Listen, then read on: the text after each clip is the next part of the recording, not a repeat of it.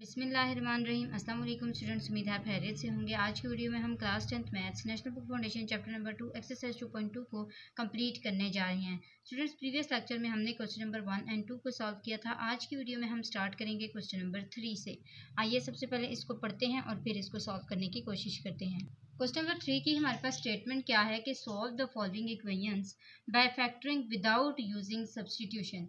पहले जब हमने क्वेश्चन सॉल्व किए थे 2.1 के अंदर, तब हमने फैक्टरिंग मेथड यूज़ किया था, लेकिन सब्स्टिट्यूट करके। यहाँ पे हम सब्स्टिट्यूशन नहीं करेंगे, सिर्फ फैक्टरिंग मेथड से इसको सॉल्व करेंगे। तो यहाँ पे सबसे पहले हमारा जो फर्स्ट पार्ट है, इसमें हम बेसिक कॉन्सेप्ट भी सीख लेंगे और साथ ही साथ इसको सॉल्व भी कर लेंगे। तो फर्स्ट पार्ट में हमें दिया गया है 2x raise to power 4 minus 3x square plus 1 is equal to 0। अब यहाँ पे देखें, हमारे पास जैसे हम पहले करते थे कि स्केयर और फिर एक सिंपल वेरिएबल और कांस्टेंट, यानी एक स्टैंडर्ड फॉर्म की फैक्टराइजेशन करते थे। और वो फैक्टराइजेशन किसके थ्रू होती थी? मिड टर्म ब्रेक के थ्रू होती थी।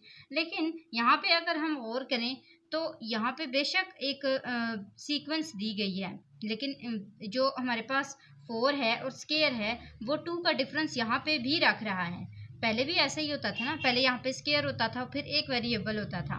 इसी तरह यहाँ पे अगर 4 आ जाएं तो यहाँ पे 2 आने चाहिए। इसी तरह अगर यहाँ पे 6 आ जाएं तो यहाँ पे 3 आने चाहिए। और इससे हम एक factorisation method mid term break कर सकते हैं। ठीक है, तो यहाँ पे देखें हमारे पास क्या है, 2x raise to power 4 minus 2x का स्केयर माइनस x स्केयर। ये मैंने सेम वैसे ही कैलकुलेटर से जो हम मिड टर्म ब्रेक वाला मेथड यूज़ करते थे ना कैलकुलेटर से, वही किया है। बस आपने क्या करना है, जहाँ पे यहाँ पे x स्क्वायर है ना, वहाँ पे x स्क्वायर रख लेना है, और यहाँ पे x4 है तो यहाँ पे x4 रख लेना है। अब देखें, ये -2 -1, इसको हमने प्लस माइनस किया तो हमारे पास आंसर आया -3, और मल्टीप्लाई किया तो आंसर क्या आया 1। अब देखें, इसमें से हमारे पास जब माइनस माइनस प्लस -3 के इक्वल आया, तो हमने इन दोनों को, इसको, ये जो 3x स्क्वायर है, इसको ब्रेक करके ये लाया है। ठीक है, और ये यहाँ पे 1 कैसे आया है? 2 1 टाइम यहाँ पे 2 होता है, क्योंकि ये और इस वाले 2 को जब मल्टीप्लाई करेंगे तो 2 1 टाइम 2 ही आएगा। इसका मतलब है इसको मल्टीप्लाई करके 2 आना चाहिए और प्लस माइनस करके 3 आना चाहिए। तो ये यहाँ पे -2 और -1 से हो गया। अब देखें, अब मैंने इन दोनों में से कॉमन लिया x स्क्वायर को और साथ ही साथ 2 को भी। जब हमने इन दोनों को इसमें से कॉमन लिया तो यहाँ पे क्या बचा? x स्क्वायर, क्योंकि इसमें से 2 भी बाहर चला गया था और x स्क्वायर भी बाहर चला गया था। 2x रह गए थे, वो यहाँ पे लिखे माइनस ये वाला 2 और x स्क्वायर दोनों बाहर चले गए, तो पीछे क्या बचा? 1। यहाँ पे देखें, यहाँ पे कोई भी चीज़ कॉमन नहीं है, तो हमारे पास जस्ट -1 आया है। वो माइनस प्लस यहाँ पे माइनस आ गया, और x square -1 as it is आ गए। माइनस याद रहे कहाँ से आया, क्योंकि ब्रैकेट के बाहर माइनस है, तो जो भी साइन यहाँ पे होगा वो चेंज हो जाएगा। यहाँ पे प्लस था इसलिए यहाँ पे माइनस आ गया। अब देखें, ये दो फैक्टर्स हमारे पास बने हैं, एक 2x स्क्वायर -1 बारो बार वाला, और एक अंदर वाला x स्क्वायर -1। अब दो फैक्टर्स से हमने क्या करना है? दो आंसर्स निकालने हैं। पहला वाला x square -1 is equal to 0 हुआ।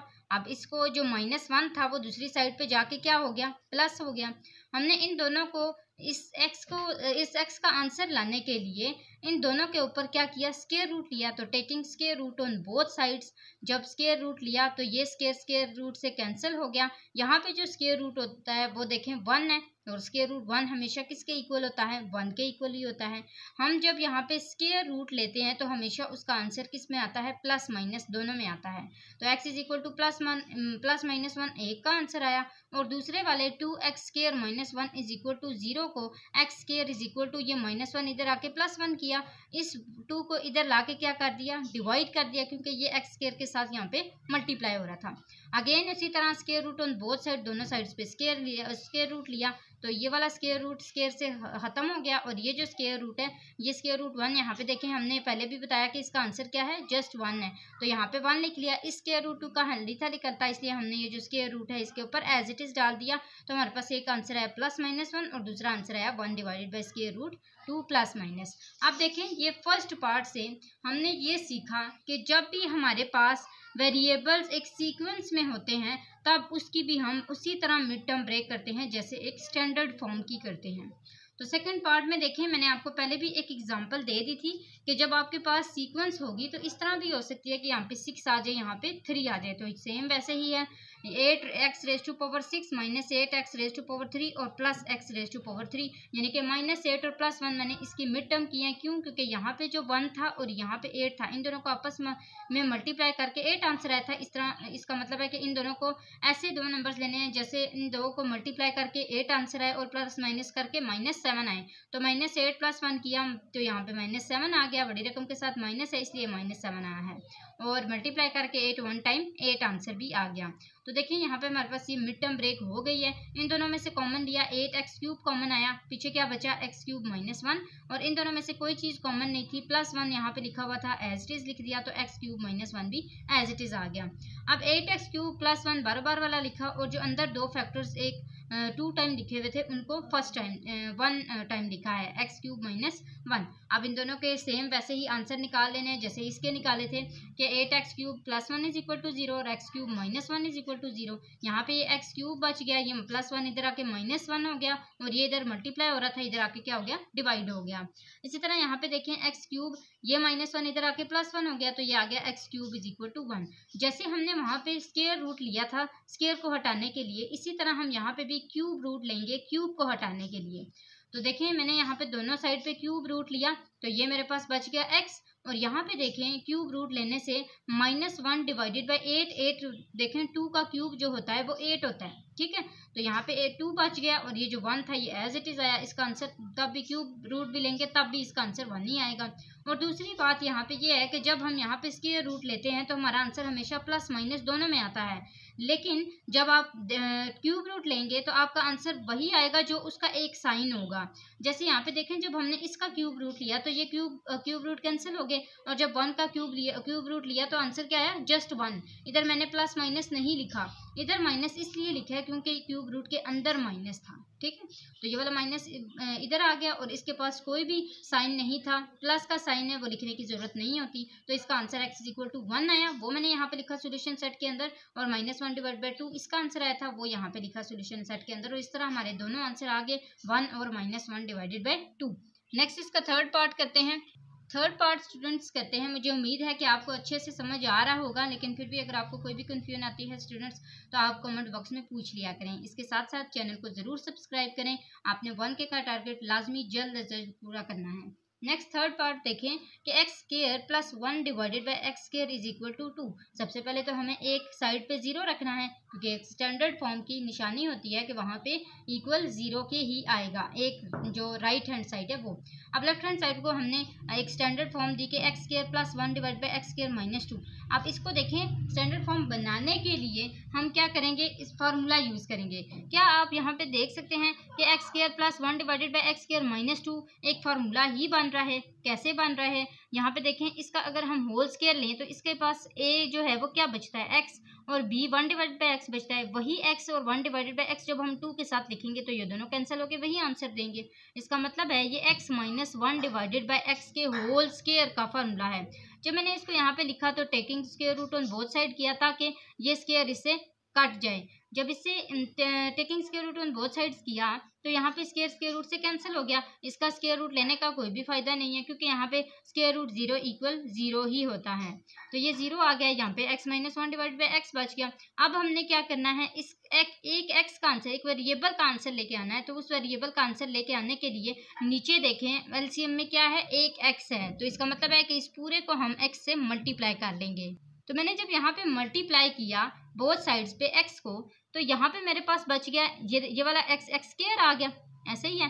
और ये वाला जो -1 / x था इसके साथ का x कैंसिल हो गया, यानी कि ये इस तरह हुआ है x डॉट x -1 / x और = 0 डॉट x। 0 वाला तो 0 आ गया, ये वाले दोनों कैंसिल हो गए, ये आ गया x² -1, ठीक है। अब x² - 1 = 0 से ये क्या होगा, x² = 1, इस तरह हुआ। ये देखिए यहाँ पे मैंने लिख लिया x² = 1। अब सेम वैसे ही taking square root on both sides, दोनों साइड्स पे स्क्वायर रूट लिया, ये दोनों आपस में कैंसिल हो गए। इसका स्क्वायर रूट लिया तो ये +-1 बच गया। तो इसका मतलब है कि इसका आंसर क्या आ गया, एक ही आंसर आया है इसका +-1। सोल्यूशन सेट में ये एक आंसर लिखना है। नेक्स्ट इसका फोर्थ पार्ट करते हैं। मुझे उम्मीद है स्टूडेंट्स आपको इस तरह के क्वेश्चंस देख के भी आपको कोई खास कन्फ्यूजन नहीं होती होगी, क्योंकि हमने इस तरह के क्वेश्चंस पहले किए हुए हैं। हम सबसे पहले भी यही करते थे जब हम लेट करते थे, तो क्या करते थे कि जो x होता था ना उसके ऊपर होल स्क्वायर डाल देते थे। यहाँ पे भी हमने वही मेथड अप्लाई करना है। 4 मल्टीप्लाई बाय 2 x को मैंने सेपरेट कर दिया, ये जो 2 है इसको मैंने बाहर लिख दिया क्योंकि इस 2x और इस 2x का सेम होना ज़रूरी है। अब देखिए यहाँ पे मैंने इसको ये जो 4 है इसको ब्रेक किया है, कैसे? 2 का स्क्वायर करके, 2 टाइम 4 होता है ना, तो इसको मैंने जब होल स्क्वायर दिया तो इसके पास भी स्क्वायर था, इसके पास भी स्क्वायर था। जैसे ये देखें, ये 2 का स्क्वायर है ना, तो ये वाला स्क्वायर और ये वाला स्क्वायर ये दोनों बाहर लिखेंगे, और जब ये दोनों बाहर लिखेंगे तो बीच में क्या बचा? एक ये वाला 2 और एक ये 2 रेज़ टू पावर x। ऐसे ही है। अब इस तरह ये देखें, 2 रेज़ टू पावर x और स्क्वायर, ये डॉट का मतलब क्या होता है? मल्टीप्लाई। माइनस, ये माइनस आ गया, यहाँ पे मल्टीप्लाई है इसलिए यहाँ पे डॉट लिखा है। -4। अब देखें 4 को सेम वैसे ही ब्रेक किया है, 2 यहाँ पे कॉमन ले लिया एक किस्म का, और 2 multiply by 2 is equal to 4 हो गया। Multiply by 2 raise to power x जो है उसको एज इट इज लिख लिया। और यहाँ पे देखें ये 1 कहाँ से आया है? इसके b वाले वैल्यू से, यानी कि ये हमारे पास 2a और b आए हैं, और ये b का स्क्वायर आया है और ये a का स्क्वायर आया है। अब देखें a का स्क्वायर -2ab प्लस b का स्क्वायर, ये फॉर्मूला किसका बन रहा है? a माइनस b का होल स्क्वायर का। और इसको मैंने बनाया कैसे है? मुझे a पता था, मैंने ये यहाँ पे लिख दिया। b यहाँ पे 1 कहाँ से आया है? इसको मैंने जब ब्रेकआउट किया तो ये देखें 2 time 4 multiply by 2 raise to power x, ये एज इट इज आ गया। और ये +1 कहाँ से आया? b से, तो b यहाँ पे 1 है, देखिए यहाँ पे 1 नहीं है ना, तो 1 का स्क्वायर लेने से उसका आंसर भी 1 ही आता है, इसलिए ये b स्क्वायर बन गया। अब देखें a माइनस b का होल स्क्वायर जो है वो इक्वल हो गया 0 के, यहाँ पे 0 इक्वल था, सेम वैसे ही ये फार्मूला बन गया a माइनस b का होल स्क्वायर का। अब taking square root on both sides, ये स्क्वायर रूट से कैंसिल हो गया क्योंकि हमने स्क्वायर को कैंसिल करना था। यहाँ पे हमारे पास बच गया 2 multiply by 2 raise to power x -1 is equal to 0, square root 0 is equal हो गया 0 के। अब यहाँ पे देखें 2 multiply by 2 raise to power x, ये -1 दूसरी साइड पे क्या हो गया जाके? +1, ये यहाँ पे आगे +1 हो गया। 2 raise to power x is equal to, ये 2 इधर आके क्या हो गया? डिवाइड हो गया, क्योंकि उधर ये मल्टीप्लाई हो रहा था। जब ये दूसरी साइड पे जाके डिवाइड हुआ तो सेम हमने जैसे यहाँ पे मल्टीप्लाई किया था ना x से, यहाँ पे हमने किससे मल्टीप्लाई कर देना है? 2 से। हम इस तरह भी इसको कर सकते हैं, ये देखें 2 raise to power x is equal to 2 raise to power -1। ये -1 कहाँ से आया है? इसकी पावर यहाँ पे पॉजिटिव थी ना, जब ये ऊपर जाएगी तो ये क्या हो जाएगी? -1 हो जाएगी पावर। तो इस तरह हमारे पास 2 raise to power x is equal to 2 raise to power -1 आ गया। दोनों बेसिस सेम है, कैंसिल हो जाएंगी, और जब बेसिस सेम होती हैं तो एक्सपोनेंट्स हमेशा एक दूसरे के इक्वल होते हैं, और x is equal to -1 answer दे दिया। तो इस तरह हमारे पास सोल्यूशन सेट में क्या आंसर है? जस्ट -1। ये वाला जो मेथड है ये हमने पहले भी यूज़ किया हुआ है कि जब भी बेसिस सेम होती हैं तो आंसर हमेशा जो एक्सपोनेंट्स होते हैं वो दोनों इक्वल हो जाते हैं, और उससे वेरिएबल का आंसर आता है। ठीक है, तो ये हमारे पास 4th पार्ट भी हो गया, और इसी के साथ साथ क्वेश्चन नंबर 3 कंप्लीट हो चुका है। क्वेश्चन नंबर 4 की तरफ आते हैं। क्वेश्चन नंबर 4 को स्टूडेंट्स पहले समझने की जरूरत है कि राइट 2 एग्जांपल्स ऑफ इक्वेशंस। आपने क्या करना है? 2 एग्जांपल्स लिखनी है किसी भी इक्वेशन की, याद रहे वो क्वाड्रेटिक होनी चाहिए। दैट आर नॉट क्वाड्रेटिक, वो क्वाड्रेटिक ना हो। अब उन्होंने खुद ही बता दिया कि वो जो इक्वेशन है वो क्वाड्रेटिक नहीं होनी चाहिए, but can be written in quadratic form, लेकिन उसको क्वाड्रेटिक फॉर्म में लिखा जा सकता हो। ठीक है, आपने क्या करना है? आपने 2 एग्जांपल्स ऐसी लिखनी है जो इक्वेशंस क्वाड्रेटिक ना हो लेकिन उनको क्वाड्रेटिक फॉर्म में लिखा जा सकता हो। अब सबसे पहले तो आपको पता होना चाहिए कि क्वाड्रेटिक फॉर्म होती कौन सी है, जिसमें सबसे पहला वेरिएबल स्क्वायर की फॉर्म में होता है, दूसरा वेरिएबल सिंपल होता है, सिंगल होता है जिसकी पावर जस्ट 1 होती है, और थर्ड हमारे पास एक कांस्टेंट होता है। यही हमने पढ़ा था, यही एक स्टैंडर्ड फॉर्म होती थी जिस तरह यहाँ पे लिखी गई है कि एक हमारे पास वेरिएबल स्क्वायर में है, दूसरा सेपरेट है, और थर्ड क्या है? कांस्टेंट है। अब इसको हमने इस तरह बनाने के लिए किससे बनाना है कि वो एक क्वाड्रेटिक इक्वेशन नहीं होनी चाहिए। अब यहाँ पे देखिए मैंने एक इक्वेशन लिखी है कि x raise to power 4 - 20 x square plus 64 is equal to 0। ये जैसे हमने अभी थर्ड क्वेश्चन किया था ना, उसका जो फर्स्ट पार्ट था, आप उससे भी ये ले सकते हैं, आपकी अपनी मर्जी है, जिधर से भी आप लें, कोई भी आप वैल्यू लिख लें, लेकिन याद रहे ऐसी इक्वेशन हो जो क्वाड्रेटिक ना हो लेकिन उसको क्वाड्रेटिक बनाया जा सकता हो। तो मैंने यहाँ पे x रेज़ टू पावर 4 और x रेज़ टू पावर 2 यानी कि दोनों में सेम डिफरेंस रख के दोनों की पावर्स को लिया है। x raise to power 4 minus 20x square, इससे मैंने x स्क्वायर को स्क्वायर बना दिया, minus 20x square plus 64 is equal to 0। अब सबसे पहले मैंने क्या किया, लेट किया, x स्क्वायर दोनों के पास है, मैंने दोनों को y के इक्वल किया, यहाँ पे मेरे पास y का स्क्वायर आ गया क्योंकि इसके बाद स्क्वायर था, और जो आगे वाला x स्क्वायर था उसको भी y के इक्वल किया, तो ये माइनस 20y आ गया plus 64 is equal to 0। Simple सा क्वेश्चन है। मैंने सबसे पहले इसमें सेम डिफरेंस रख के वेरिएबल्स की जो पावर हैं उनको लिया है और फिर उन्हीं को लेट करके एक स्टैंडर्ड फॉर्म दी है। इसी तरह एग्जांपल 2 में देखते हैं, यहाँ पे भी हमारे पास सेम वैसे ही है, 9x raise to power 6 minus 3x cube plus 7। देखिए मैंने सेम डिफरेंस रखा है, यहाँ पे 3 का डिफरेंस रखा है, तो 6 और 3। अब देखें इसमें से मैंने 3 2 टाइम्स 6, ये x का क्यूब बना लिया, x का क्यूब को इक्वल किया y के, तो यहाँ पे y का स्क्वायर आ गया, यहाँ पे y आ गया, प्लस 7 इज इक्वल टू 0 आ गया।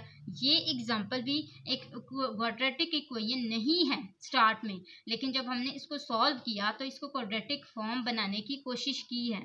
इस तरह हमारा क्वेश्चन नंबर 4 भी कंप्लीट हो चुका है। मुझे उम्मीद है आपको ये भी समझ आ गया होगा। क्वेश्चन नंबर 5 की तरफ आते हैं कि हाउ वुड यू सॉल्व, आप कैसे सॉल्व करेंगे एक इक्वेशन को जो आपको दी गई है कि y माइनस 4 का स्क्वायर, यहाँ पे लिखी है y माइनस 4 का whole square minus 7 y minus 4 is equal to minus 6। आप इसको किस तरह सॉल्व करेंगे, write explanation and then solve the equation, साथ साथ उसकी एक्सप्लेनेशन भी लिखते जाएं और साथ साथ उसको सॉल्व भी करते जाएं। सबसे पहले मैंने यहाँ पे y माइनस 4 का whole square minus 7 y minus 4 is equal to 6 इस इक्वेशन को यहाँ पे लिखा है। फिर मैंने लेट किया है, रिप्लेस किया है y माइनस 4 को x से, यहाँ पे मैंने लिखा भी है कि राइट द इक्वेशन, सबसे पहले इक्वेशन लिखनी है, replace the value y minus 4 with x, y minus 4 की जो वैल्यू है उसको हमने x के साथ रिप्लेस किया है। जब मैंने यहाँ पे इसको रिप्लेस किया तो x का यहाँ पे देखें x का स्क्वायर आ गया माइनस 7, यहाँ पे x था, x आ गया माइनस 6, ये जो इज इक्वल टू 6 है ये इधर आके प्लस 6 था, उधर इधर आके क्या हो गया माइनस 6 हो गया इज इक्वल टू 0। अब मैंने इसकी मिड टर्म ब्रेक की है तो मैंने यहाँ पे लिखा कि फैक्टराइज द इक्वेशन। अब इक्वेशन को क्या करना है, फैक्टराइज करना है, तो ये x square is equal to minus 6 minus x plus 6, यानी कि मल्टीप्लाई करके 6 आया है और प्लस माइनस करके 7 आया है, माइनस 7 आया है। इन दोनों में से कॉमन लिया, x कॉमन आया तो ये आ गया x माइनस 6, इन दोनों में से माइनस 1 कॉमन आया तो x माइनस 6 आ गया, दोनों फैक्टर्स सेम हो गए, तो x minus 1 is equal to 0 और x minus 6 is equal to 0, तो x इज इक्वल टू 1 और x इज इक्वल टू 6, ये दो आंसर आए हैं। साथ साथ मैंने लिखा भी है कि find the value of x की वैल्यूज फाइंड करनी है, find the values of x, ठीक है, दो वैल्यूज है ना, तो ये वैल्यूज आ जाएंगी, find the values of x। अब हमने क्या करना है, रिप्लेस करना है, रिप्लेस बैक, दोबारा रिप्लेस करना है x is equal to y minus 4, पहले y माइनस 4 को इज इक्वल किया था x के, अब दोबारा रिप्लेस करना है x को y माइनस 4 के साथ। जब मैंने इसको रिप्लेस किया तो फिर मेरे पास y के दो आंसर आए कि y minus 4 is equal to 0 is equal to 6, क्योंकि y एक आंसर आया था ना, x is equal to 6, x की जगह y माइनस 4 आ गया is equal to 6, y is equal to 6, ये माइनस 4 इधर आके प्लस हो गया तो y का आंसर एक 10 आ गया। दूसरा x minus 1 is equal to 0, x is equal to 1 के इक्वल आया था, तो ये x यहाँ पे जब y माइनस 4 से रिप्लेस हुआ तो y minus 4 is equal to 1 आ गया, y is equal to 1 minus 4 इधर आके प्लस 4 हो गया, तो y का आंसर क्या आ गया 5। साथ ही मैंने इसकी एक्सप्लेनेशन में भी लिखा है कि replace back the value of x with y minus 4, दोबारा रिप्लेस करनी है, find the value of y का आंसर निकालना है और वो हमने निकाल दिया है कि y is equal to 10 and y is equal to 5, और सोल्यूशन सेट हमारे पास बन गया 5 और 10 का। इस तरह हमने साथ साथ एक्सप्लेनेशन भी दे दी कि हमने किस तरह इसका आंसर निकाला है और साथ साथ इसको सॉल्व भी किया है। तो लास्ट टाइम मैं आपको एक दफ़ा क्वेश्चन नंबर 5 दिखा देती हूँ, फिर हम क्वेश्चन नंबर 6 की तरफ आते हैं। नेक्स्ट क्वेश्चन नंबर 6 जो है उसमें जस्ट है solve y cube is equal to 125। अब सबसे पहले तो हमने 125 को दूसरी साइड पे ले आना है, माइनस 125 हो जाएगा, y का cube is equal to minus 5 का होल क्यूब। 5 का होल क्यूब मैंने क्यों लिया है, ताकि ये वाला जो क्यूब है ये कवर हो जाए। यहाँ पे 5 का क्यूब लेंगे तो तब भी आंसर 125 ही आएगा। अब मैंने यहाँ पे एक फार्मूला देखा है कि a cube minus b cube, ये फार्मूला है ना, इस फार्मूले को ओपन किया है कि x minus y x square plus x y plus y का स्क्वायर, ये किसका फार्मूला है, x cube minus y cube का, किसका, x cube minus y cube का। जब मैंने इस फॉर्मूले को यहाँ पे पुट किया तो मेरे पास दो फैक्टर्स बने, y minus 5 y square plus 5y plus 25। तो एक फैक्टर को तो मैंने y minus 5 is equal to 0 करके y is equal to 5 answer लाया है। लेकिन जो दूसरा है x square plus x y plus y square, ये इस तरह नहीं सॉल्व हो सकता। यानी कि जो दूसरा फैक्टर है Y square plus 5y plus 25 जो इसकी वजह से बना है, वो इस तरह सिंपल सॉल्व नहीं हो सकता। इसके लिए हमें क्या करना पड़ेगा, क्वाड्रेटिक फार्मूला लगा के इसको सॉल्व करना पड़ेगा। तो यहाँ पे देखें मैंने क्वाड्रेटिक फार्मूला लिखा है कि y is equal to minus b plus minus square root b square minus 4ac divided by 2a। इसके अंदर मैंने पुटिंग की है a इज इक्वल टू 1, यहाँ पे देखें a 1 है, b 5 है और c 25 है। इन सबको मैंने यहाँ पे पुट किया तो -5 प्लस माइनस स्क्वायर रूट 5 का स्क्वायर माइनस 4ac यानी कि 1 और 25 डिवाइडेड बाई 2a यानी कि 2 और 1। तो -5 plus minus square root 5 5 10 25 4 time 100 minus as it is आ गया। 25 में से 100 निकाले, यहाँ पे -75 आ गया। अब इसको जब हमने एलसीएम लिया तो हमारे पास 25 और 3 आया था। तो 25 को मैंने 5 5 10 25 कर दिया था और जो -1 है उसको मैंने सेपरेट कर लिया क्या, ताकि हमारे पास साइन सेपरेट हो जाए। साइन सेपरेट करने के लिए हमने -1 को सेपरेट किया और जब इसके देखें -1 किसकी वैल्यू होती है, आयोटा स्क्वायर की वैल्यू होती है। आयोटा स्क्वायर जो है वो स्क्वायर रूट से कट गया और ये जो 5 5 टाइम 25 होता है 5 का स्क्वायर होता है, ये वाला स्क्वायर भी स्क्वायर रूट से कैंसिल हो गया। तो यहाँ पे 5 बच गया और आयोटा बच गया और ये जो 3 है ये नहीं काट सकता था स्क्वायर रूट के साथ, तो इसलिए हमने square root 3 as it is लिख दिया। ये -5 बाहर वाला ये भी एज इट इज आ गया और 2 भी एज इट इज आ गया। तो -5 plus -5 square root 3 iota divided by 2, ये एक आंसर आया है। और जो दूसरा आंसर हमने यहाँ पे y minus 5 is equal to 0 का निकाला था ना कि y इज इक्वल टू 5, यहाँ पे आप देख सकते हैं ये वाला आंसर जो हमने निकाला था y minus 5 is equal to 0 y is equal to 5, वही आंसर मैंने यहाँ पे लिख के इसका सोल्यूशन सेट पूरा किया है। तो आज की इस वीडियो से हमारी एक्सरसाइज 2.2 कंप्लीट हो चुकी है। मुझे उम्मीद है कि आपको अच्छे से समझ आया होगा। फिर भी अगर आपको कोई भी कन्फ्यूजन होती है, अगेन आपको बता रही हूँ, आप कमेंट बॉक्स में पूछ लिया करें। जाते जाते अपने चैनल को ज़रूर सब्सक्राइब करते हुए जाना है। आज के लिए इतना ही, अगली वीडियो तक के लिए अल्लाह हाफिज़।